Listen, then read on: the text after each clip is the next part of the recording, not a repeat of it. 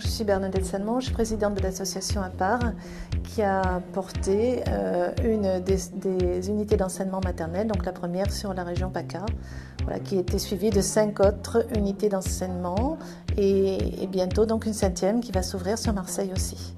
Donc l'unité d'enseignement maternel, c'est une création d'une classe en milieu ordinaire pour des enfants atteints d'autisme de 3 à 6 ans. C'est dans l'objectif de faire une intervention globale, coordonnée et précoce pour ces enfants sur le lieu de vie qu'est l'école, c'est-à-dire le milieu ordinaire de tous les enfants. La prise en charge se passe avec une pluridisciplinarité et même une transdisciplinarité, avec une enseignante et du personnel médico-social au sein de l'unité d'enseignement, donc localisée dans une école maternelle. Alors l'objectif, c'est d'arriver donc à les faire vivre dans une école, hein, je dis bien vivre, c'est le mot qui convient. Donc les premiers temps, on a un groupe qui est assez dispersé et très rapidement, les enseignants et l'équipe en place arrivent à obtenir un groupe classe avec des enfants qui commencent à interagir avec les adultes, parfois entre eux, parfois avec leurs camarades en cours de récréation. Voilà, on a obtenu vraiment des résultats très très satisfaisants. C'est une prise en charge qui se fait sur toute la semaine à l'école, en temps complet à l'école pour pratiquement tous les enfants. La particularité, c'est vraiment d'avoir des professionnels différents au service d'un même objectif et qui utilisent des outils, chacun avec leur propre expérience et leur propre formation professionnelle. Ils peuvent utiliser un outil qui va servir à la psychomotricienne, à l'enseignante, à la psychologue, chacun dans un domaine de compétences différents. L'objectif du 3e plan autisme, ça a été de commencer par 30 unités d'enseignement maternel, une par académie, puis ensuite une par département.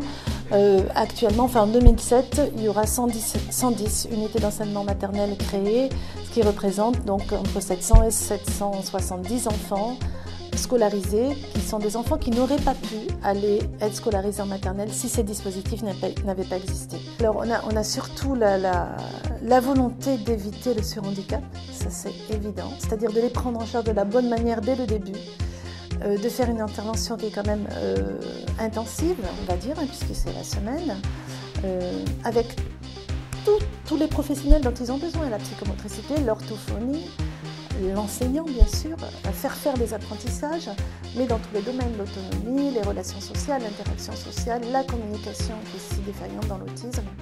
Voilà.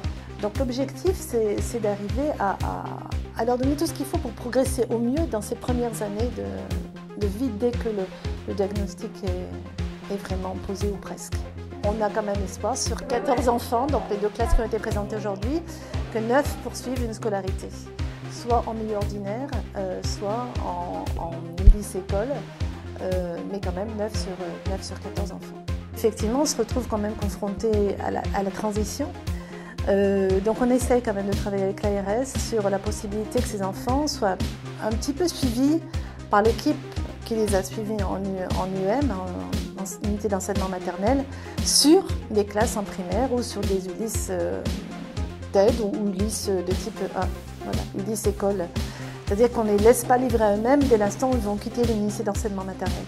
Toute la difficulté maintenant va résider dans cette transition et comment va se faire cette transition et cet accompagnement, puisqu'ils vont sortir d'un milieu qui était très protégé et très stimulant vers quelque chose qui va être beaucoup plus compliqué pour eux.